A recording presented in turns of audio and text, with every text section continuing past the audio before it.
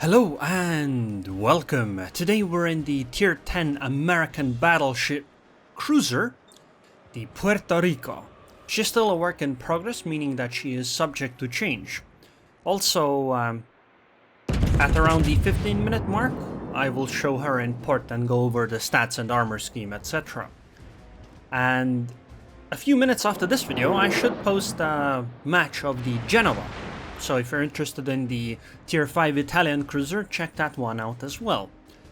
So, back to the Puerto Rico. She is basically like the Alaska, except I think that she isn't enough of an improvement over the Alaska to be a Tier 10 ship. Because in many ways, she is very similar to the Alaska, except for some really bizarre changes that, in my opinion, don't really make sense. For example, they both have basically the same armor scheme, which is great. I mean, if you think about it, Alaska's armor scheme is amazing, her survivability is great. The one thing she's missing is, well, maneuverability isn't the greatest, her concealment is kinda bad, but the main thing is that her firepower is lacking. So the fact that the Puerto Rico has 12 guns instead of 9 should be an incredible improvement, right? Because it's plus 33% guns. Well, yes, but for some reason, Wargaming decided to give the Puerto Rico a slower reload. Meaning that the Puerto Rico only gets something like 20% more damage output.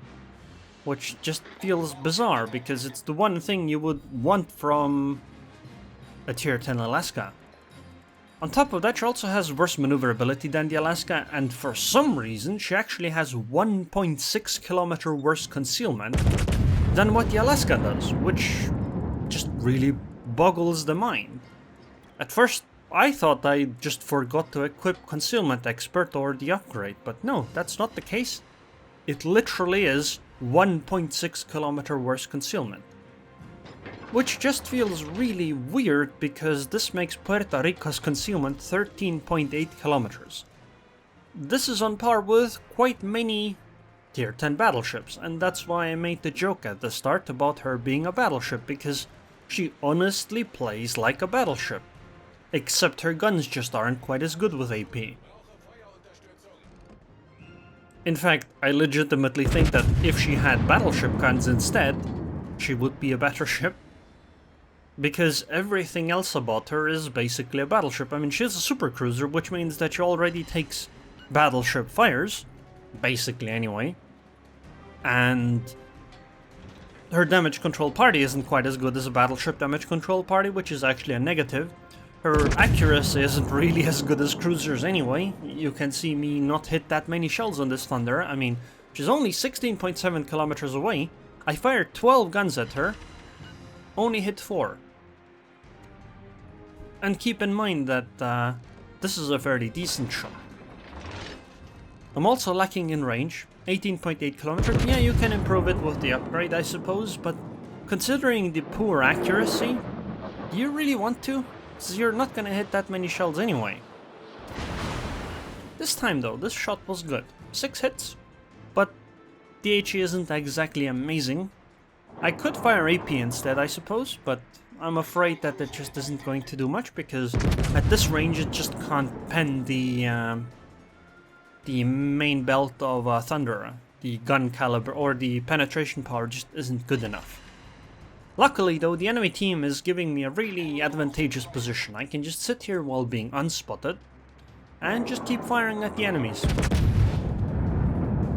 Another thing is that the Puerto Rico is huge. I actually accidentally ran into North Carolina in a game earlier I played. It's kinda funny, because I'm pretty sure the Puerto Rico is a longer ship than the North Carolina. And honestly, she looks like one of the Iowa-class battleships. Well, kind of. The hull, at least in my opinion, looks kinda like them. Or I suppose Montana. I tell my friendly Gearing that I'll help her in B, because it seems that the enemy is not in a good position to defend B. So the plan is that I'll go in there and then try to help out my ally. Now, even though she is an American cruiser, and a fairly cruisery, or a fairly strong cruiser, her anti-air, in my opinion, is kinda lacking. In games where I had CVs, it just didn't shoot down enough planes. At least it wasn't strong enough to ward off enemy CVs. Perhaps if I had had defensive fire it would have been different, but I feel that Hydro is fairly important because it allows you to take many risks and you don't get CVs in every game, so I think it's kind of worth taking that instead. Oh, and there's a Shimakaze in front of me. She does have a good radar, which is something that is quite nice. In fact, I guess you could think of the Alaska and Puerto Rico kind of like different Missouris, because they play very much like battleships in many ways, and they have a good radar. And I suppose this might be why her concealment is nerfed the way it is from the Alaska. But honestly, as a package, the Puerto Rico doesn't feel very good to me. I think I would actually prefer being the Alaska in a lot of cases. And it's actually weird, because I don't mean in terms of tier by tier, I mean just straight up I would rather be an Alaska in quite many situations than this ship. Now, right now I'm doing something very risky. Well, actually entering the cap was the risky part. This is just a follow-up that I can't really do anything about. I like that my ally gave me a smokescreen. Well, actually I don't like it, at least not yet.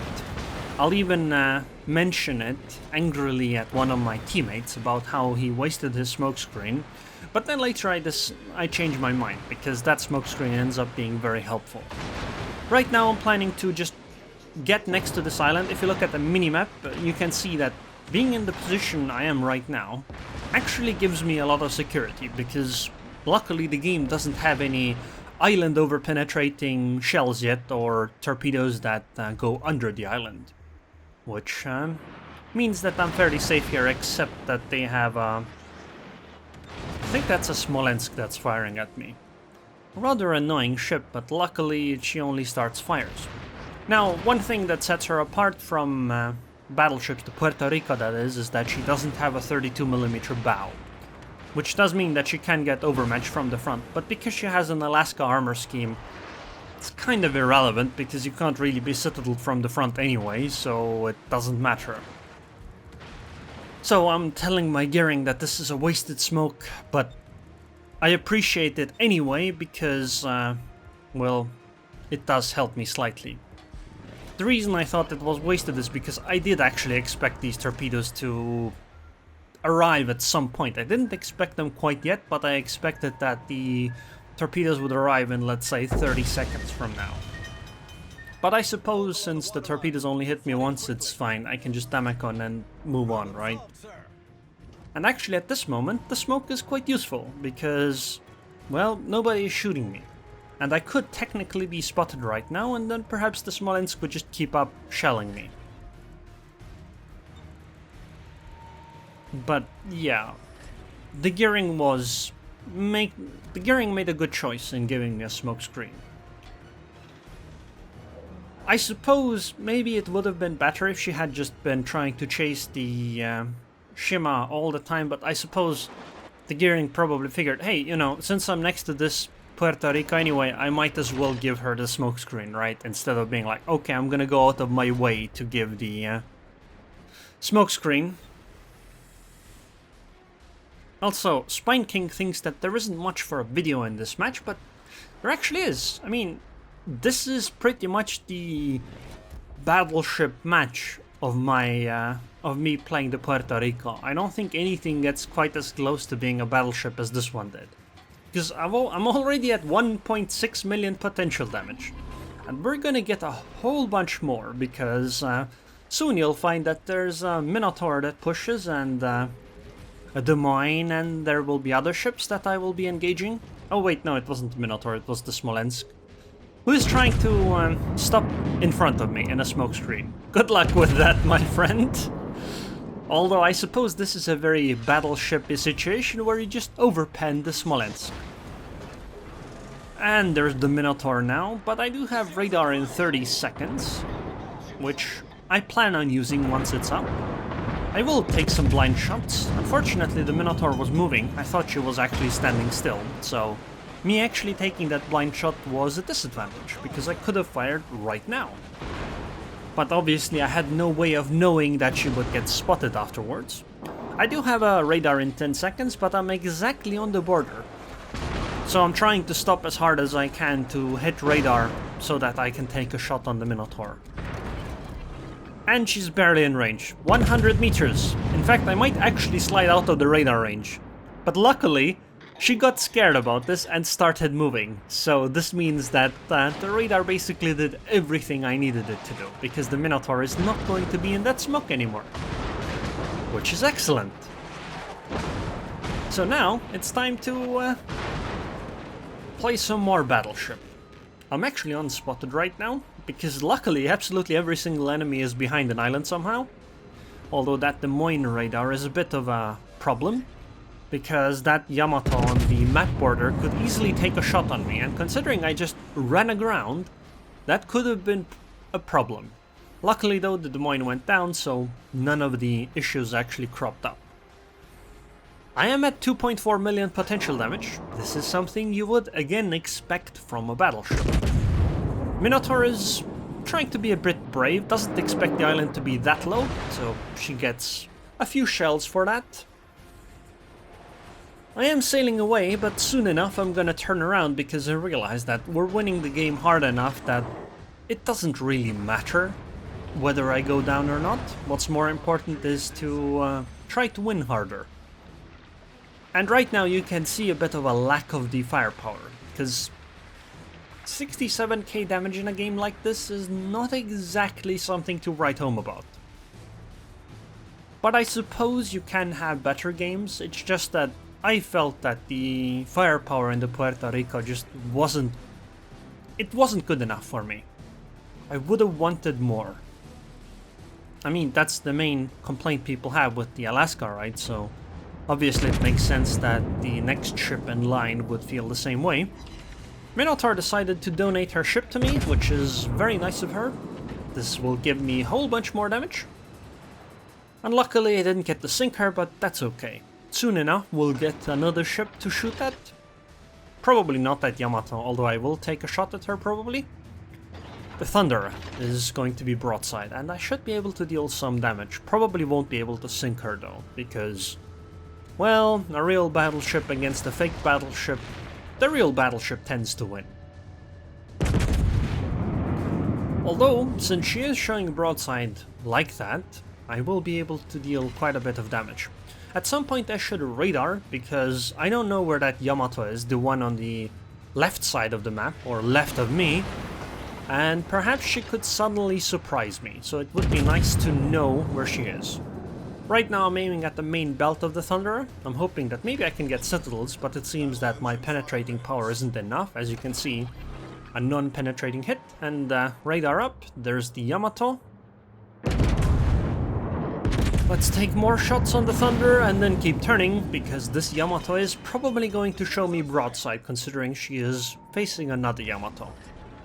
And it's probably better to show broadside to a, well, cruiser than another Yamato.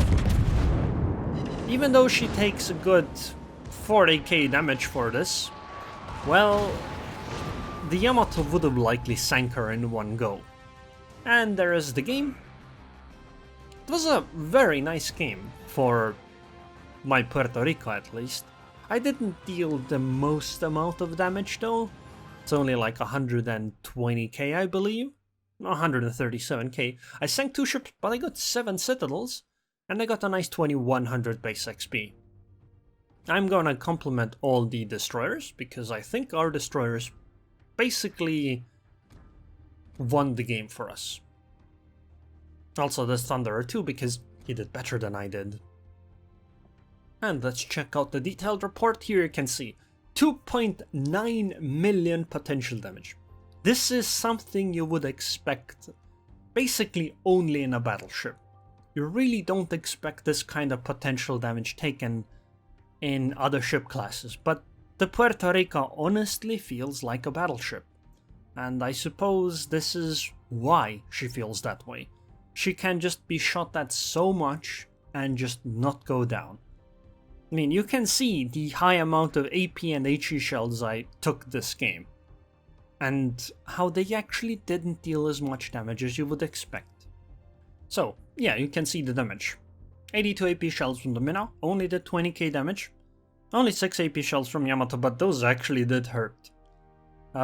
Yeah, you can see that she can take quite a bit of punishment. But all in all though, I feel that she just isn't good enough. At least I can't really justify her over the Alaska. Especially since Alaska gets better matchmaking. So, let's take a look at the Puerto Rico in Puerto. She is a good looking ship, but she kinda really reminds me of a battleship rather than a cruiser. Which I suppose is what she ends up being like as a fighting ship as well. First, commander skills and upgrades as usual. I go entirely with a battleship loadout, so priority target, expert marksman. I suppose you could go with adrenaline rush first. Then superintendent, concealment expert, fire prevention, basics of survivability, and then expert marksman or adrenaline rush, whichever you didn't take before. Because she is a super cruiser, so you do want the reduction in fires. Upgrades wise, I go for main arms modification 1, the special radar upgrade if this isn't available for you, damage control system modification. In the third slot I go for the anti-air. You could also go for aiming systems because the dispersion on this ship is not the greatest, especially for a cruiser, but I feel that the anti-air was already not great enough, so boosting that is quite useful. In the fourth slot I go for steering gears. You could also go for damage control system modification too, but I think the rudder shift on this ship is so bad that you kinda need it. I mean, even with this upgrade, it's 12.8 seconds.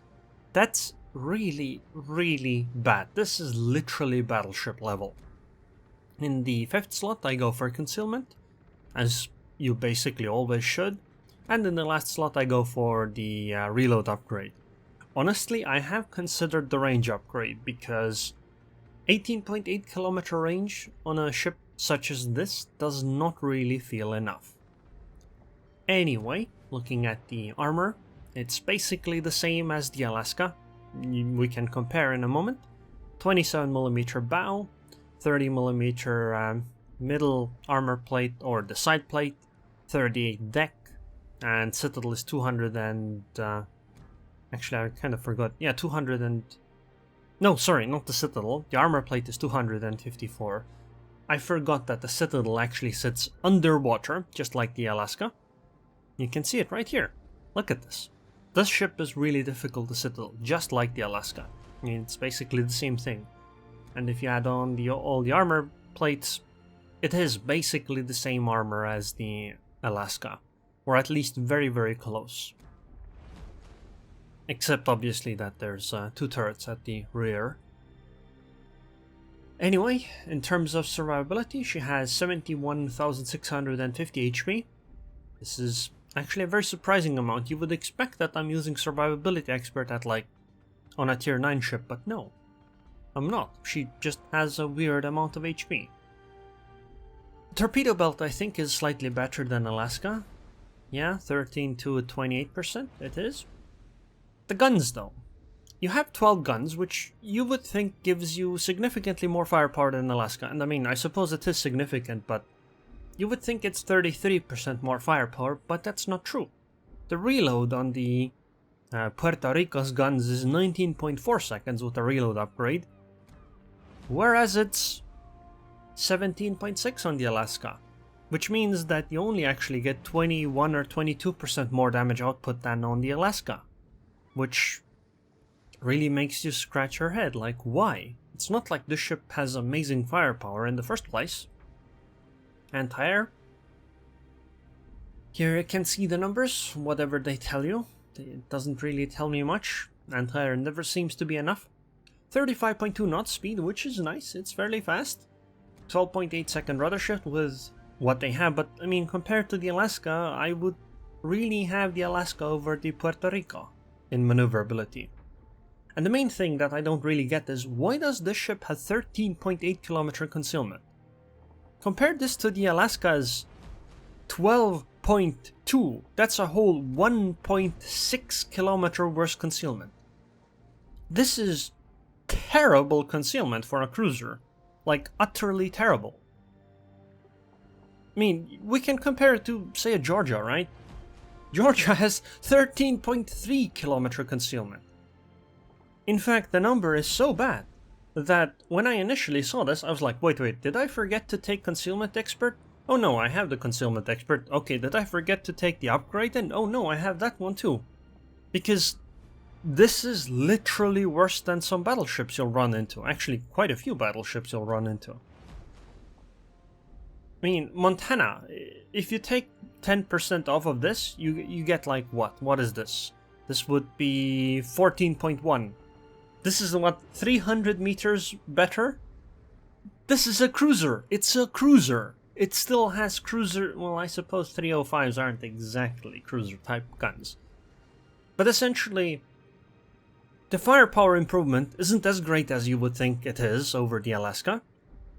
And then the concealment gets a huge nerf. The maneuverability gets a slight nerf. It really makes me wonder, why would I want the Puerto Rico over the Alaska? I would even say that the ships are... The Puerto Rico would be slightly better than the Alaska if they were the same tier ships. But considering that the Puerto Rico is an entire tier higher, I don't think you really want to play the Puerto Rico. The ship just doesn't seem good enough in my opinion. And I don't really know. I suppose she's in work in progress still, so wargaming might change her. But I really think that she needs some kind of a change, because she just doesn't feel good enough. And I can't even really justify her over the Alaska, let alone compared to the other incredible tier 10 ships I could be playing instead. Anyways, I hope you guys enjoyed this video. I would like to thank the patrons on Patreon. Thank you very much for your continued support, pointy-haired Jedi, and I hope I'll see you guys next time. By the way, pointy-haired Jedi is actually a community contributor. He also makes videos about World Warships. You might want to check him out.